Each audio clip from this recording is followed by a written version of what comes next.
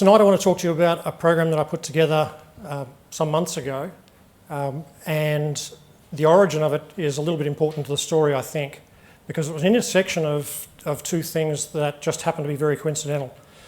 One was the study I was doing in positive psychology, where I got to look at, in a very scientific fashion, what is it inside positive psychology that works and why. At the same time, I had a client, a really good client, you know those clients, for those of you who are consulting, one of those clients, who said, what next? What next? What next? And they pushed me to the barrier where I'm like, I don't know what's next. So I better hit the books. And those two things collided, and that's where I come up with this program that I've now titled Me at My Best. And it brings together a few elements. Somewhere along the way, I encountered one of these screens. That's all right, tech guys, don't panic. Somewhere along the line, I encountered one of these screens, and it struck me how this was kind of at the core of what we were talking about. We mindlessly accept this screen and click OK to install and verify every time without really questioning what has changed and why is this better than the last one perhaps, or if you're really lucky your tech guys have told you, for God's sake, don't install 933. It's all about patches, updates and upgrades in a technical sense. And so you end up with this 9.3.4. But if you actually personally sat down and wondered what version you're running, and I don't mean iOS, I mean your internal software, what version are you up to and why? And what evolution has occurred to get there? I did. And I've decided that I'm running GD 6.4. I won't go too far into why. But why do we upgrade? Why do we need to upgrade? Because version 2 would have got through life. You know, version 2 would have mastered fire and stone and water and food and probably got through life. So why do I need to get to 6.4 or 7 or 8 or 9? Just like software, we upgrade for two reasons. Increase resilience to threats, our ability to deal with threats, or increase our capability and functionality, new capacities. So we're just the same. When you look to positive psychology to find out why is it we have this need for psychological growth, this need for well-being and to go forwards all the time, the literature is littered with research findings around this stuff. So it goes right back into ancient philosophy about people needing to contribute, to be part of something bigger than themselves. But there's actually very, very recent positive psychology research very specifically done on a lot of these parts. And that's one of my favourite books, Keys and Hate. I'm one for quotes. I do love to throw quotes up like my predecessors do as well. You've seen we all seem to like quotes. And this one to me is a real positive psychology quote from Oscar Wilde. To live is the rarest thing in the world. Most people exist. That is all. Isn't that sad? But it also triggers hope in the positive psychology people because it's the first part of the sentence that they focus on. The objective in putting this program together for that client was to try to work on people's identity. This client continually wanted to put more and better in front of their staff. They had 65 staff members across 5 locations. And for as long as I knew them, it was, what can I do for them? What else can I show them? What else would be good for them? And so my objective was, I want to dig pretty deep. They've seen the superficial stuff. I want to go deeper. I want to get into identity. And I want to let them reflect on identity and bring some evidence about it.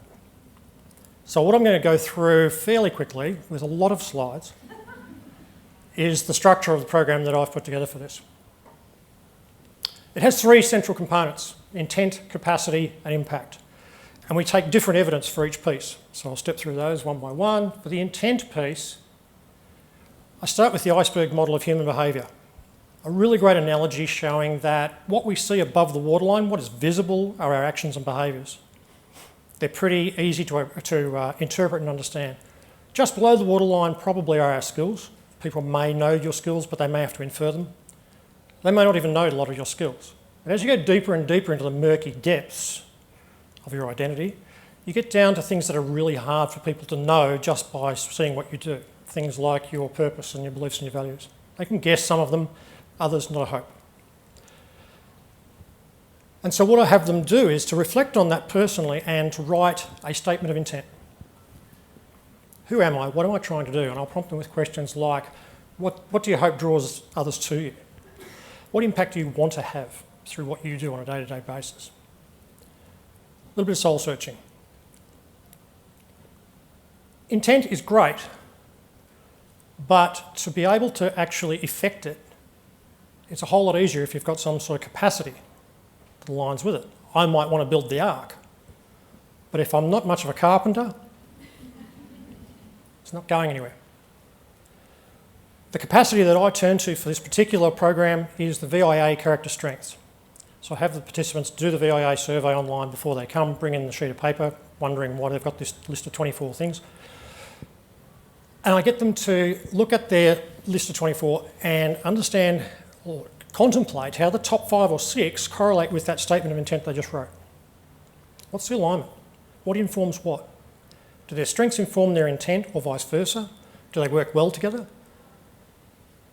And then the bottom one is look lower down on the list of 24. What's down there that can help you potentially to deliver against that intent? And how will you raise it? The third part of the model is impact. It's all very well to have intent and have capability to deliver the intent, but what actually happened? One of my favourite models is the Johari Window, and that's what I turn to when I'm introducing this particular aspect. Why is it good? It's a 2x2 matrix, and every OD person loves a 2x2 matrix. If you don't know 20 of these, you're not serious about OD. When you think about intent, your intent certainly is possibly known by yourself, probably known by yourself. It might be known by others, it might not. You may have not chosen to divulge it. When you think about impact, it's certainly known by others, but it may not be known by you. And so you can see why dancing around the Johari window is actually a powerful exercise in understanding how does my intent and my impact align. It's really powerful feedback. To introduce the concept, yes, someone's in the room who's seen the clip. To introduce this concept, I use Drew Dudley's TED Talk. It has various titles, but it's essentially about Lollipop Moments, leading with lollipops.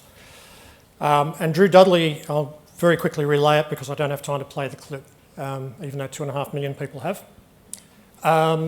Drew reflects a story of being a college student in America, and it's on orientation day, and there is a young lady there with her family, and he's big into some charity whose icon is lollipops, and they hand out lollipops. He confronts them, senses something, hands the lollipop to a third person, an innocent bystander, and tells this person, give the girl a lollipop. So she does. Of course, he makes a joke and says, look, first day, she's accepting candy from strangers. What Drew didn't know as he walked away from that was what true impact he actually had, because a few years later, that girl contacts Drew as he's graduated and he's leaving university and says, you probably don't remember me, but you were really important to me. On day one, I was there, this happened. I had actually decided I wasn't coming to university. I was going to go home with my family. That act changed my mind. I stayed at university. He's like, oh, that's fantastic. The guy you got to give me the lollipop, we've been going out ever since. 18 months later, he gets an invite in the mail to their wedding. And he says, isn't that a fabulous story? Like, that's really great. I don't remember doing it. He doesn't even remember giving the girl a lollipop. That made the decision to stay at uni, met her husband-to-be, etc., etc. So be careful of the butterflies you tread on. I'd like to share a personal example. Only about 60 slides to go.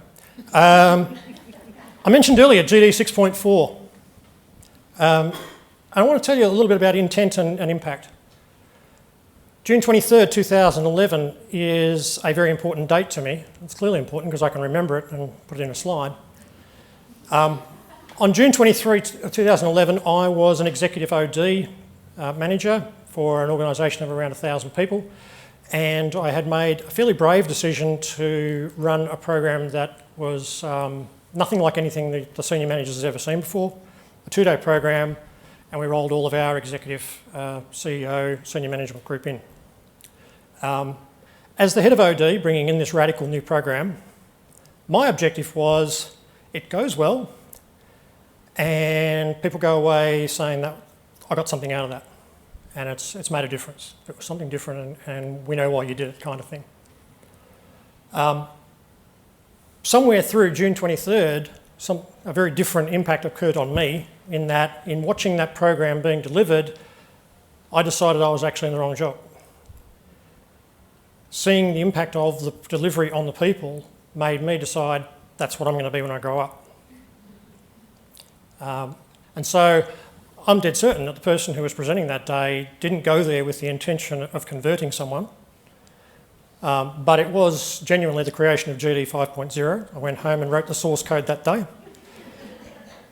And I'd like to thank Paul, who's in the audience, who was the presenter on those 2 days, for creating 5.0. I think I'm up to 6.4. It continues, and we've done work since, so I haven't totally dropped him in. But it begs me to ask, have you ever had a lollipop moment where someone did something that just had that impact on you, that you didn't expect, that they didn't expect? And if so, have you actually told them? Because that feedback is immensely powerful and important to them. So let's talk about how I actually gather that feedback. And it's very, very strong parallels to some work that was published in HBR in 2005 by Laura Morgan Roberts and a whole lot of other people from University of Michigan, who are really a bit of an epicenter around positive psychology, particularly in organisations. They're very heavily published, they run research conferences and the like. Feel free to come and talk to me about this later if you want leads onto any of that stuff.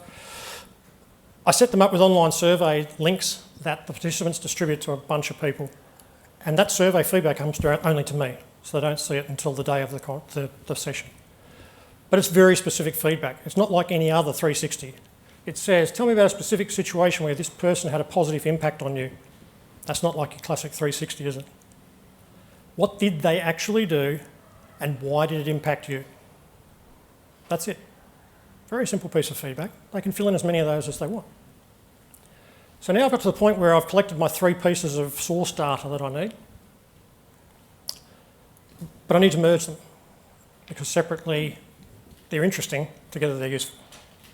And it's that point in the middle that I'm particularly interested in, because that to me is where the magic happens.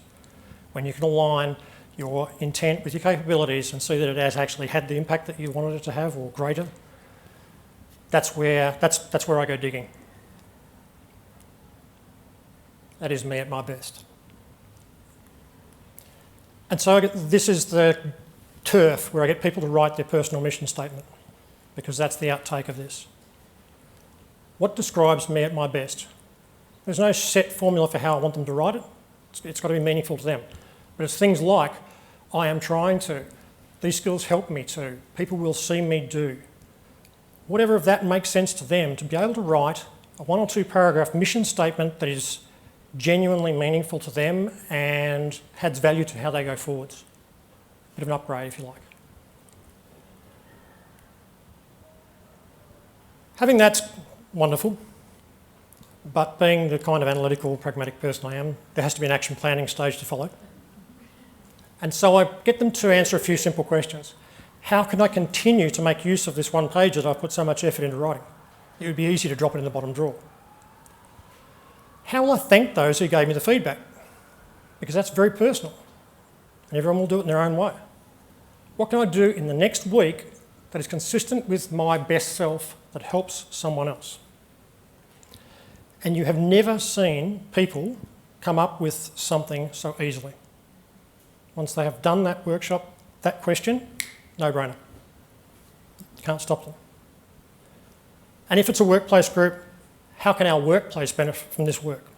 What do we take into the workplace as us? You don't have to hire Garry. Because at the end of the day, this work forges into really classic psychology around self-efficacy and self-esteem, which is the patch that I really enjoy. That's the sort of feedback I've been getting at the top. And I love the line at the bottom, self-esteem, it's the immune system of consciousness, by Nathaniel Branden, one of the greater writers on self-esteem. It doesn't need to end there, though, does it? Because if we talk about works of like Barbara Fredrickson, and there's some other people now doing similar work around upward spirals and proactivity, the reflection part we've just completed at the top now may result in elevated intent, what I call elevated intent, a new feeling of capability or capacity or desire to do something different, enact that, and then actually reflect on what happened again, get some feedback around what the effectiveness was, feed that back into the best self, an update. That cycle, very well published, particularly with Barbara Fredrickson, around increasing thought action repertoires, expanding your capacity. A great little tool for doing your own updates and your own patches.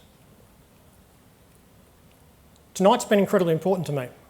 I do remember sitting in that boardroom with Joe Fisher's office that Michelle spoke about earlier, very, very clearly. I remember picturing this.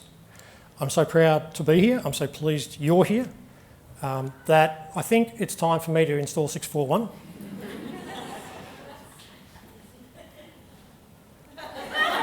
Thank you. And I'll end with my favourite positive psychology quote. When we celebrate what's right, we find the energy to fix what's wrong. And I think that's positive psychology for me in a nutshell. Thank you very much.